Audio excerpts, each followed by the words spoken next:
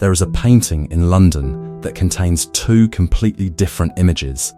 Stand directly in front of it, and you see two wealthy young men surrounded by the finest instruments of science and music that the 16th century could produce. Globes, lutes, sundials, a portrait of total mastery over human knowledge. Now walk to the far right edge of the painting. Lower your head. Look back across the canvas at a sharp, raking angle. The strange grey smear stretched across the floor between the two men, the shape your eye has been sliding past this entire time, unable to resolve into anything, snaps into focus. It is a human skull. It was always there. Hans Holbein the Younger painted it in 1533, and for nearly 500 years, every visitor who has stood in front of this painting has had to physically move their body to see what is actually hiding in plain sight. The painting is called The Ambassadors, and the skull is not a trick, it is mathematics. The painting shows two real people, painted from life. On the left is Jean de Dinterville, the French ambassador to the court of King Henry VIII. On the right is Georges de Selve, the Bishop of Lavaux. Both men were French diplomats, and both were present in England during one of the most dangerous political moments of the century, Henry's break from the Catholic Church, the birth of the English Reformation, a religious rupture that was actively reshaping the map of Europe while Holbein was mixing his paint. Between the two men sits a table stacked with objects arranged across two shelves. The upper shelf holds instruments of astronomy, a celestial globe, sundials, devices for measuring time and the heavens. The lower shelf holds instruments of the earth, a terrestrial globe, a book of arithmetic, a hymnal, a lute. Together these objects represent the quadrivium, arithmetic, geometry, music, and astronomy, the four mathematical pillars of Renaissance learning. This is a painting about the totality of human knowledge, assembled and mastered by two young, powerful men at the height of their influence. And if you look closely at the lute, one of its strings is broken. The hymnal, if you can read the tiny musical notation, is open to a Lutheran hymn, a quiet nod to the religious fracture already spreading across the continent these men served. Everything in this painting says, here is human achievement, captured at its peak. Then there is the floor, stretched diagonally across the bottom of the canvas. Ignoring the perspective of everything else in the room, is an elongated grey form. From a normal viewing position, it reads as almost nothing, an abstract smear, a mistake in the floor tiling.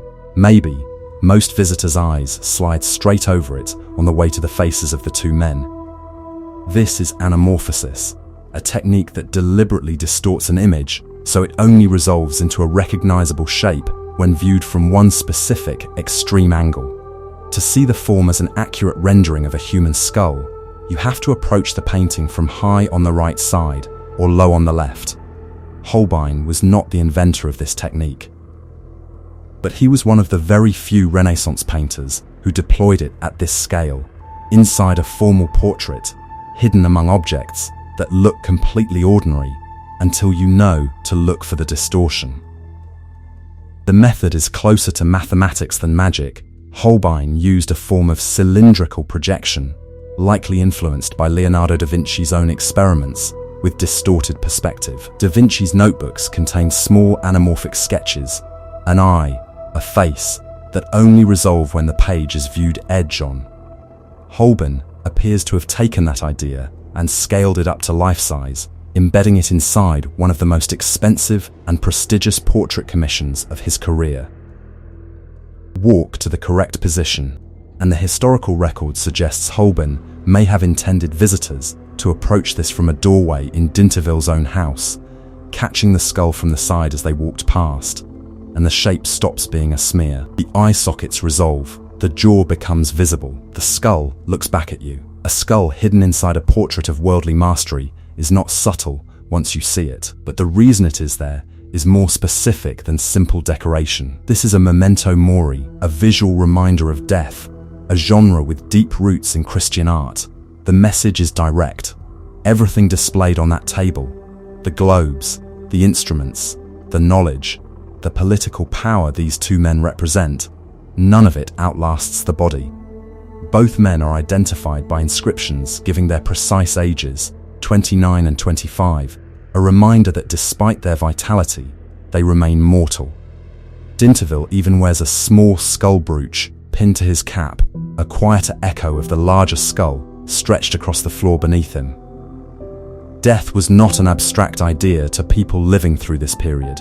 Plague swept through Europe with no warning, and Holbein himself eventually died of it, in London, a decade after finishing this painting.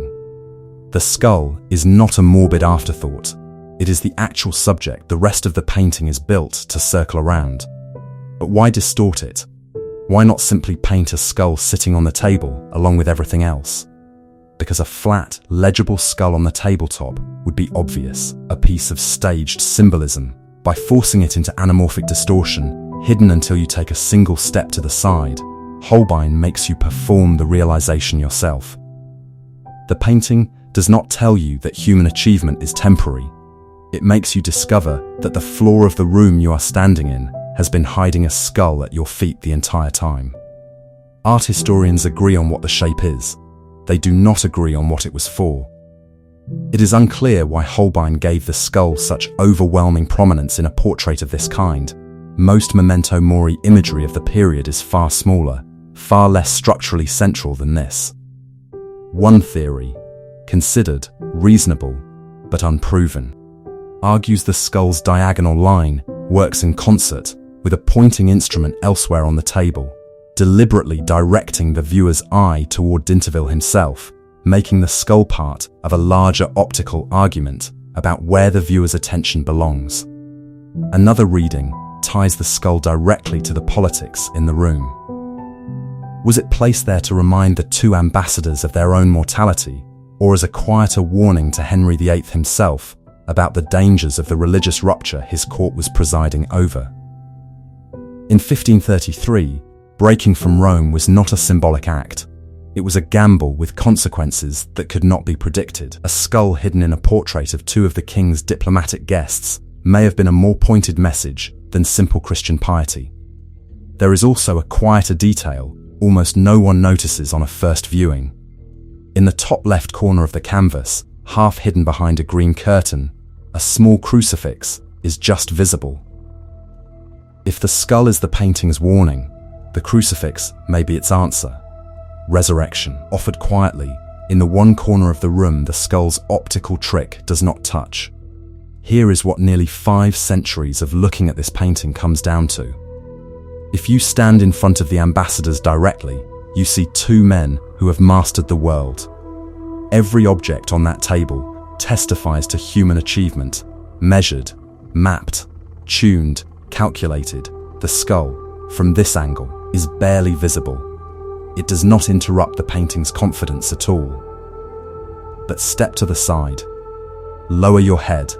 Let the skull resolve. And the entire painting changes meaning without a single brushstroke being altered.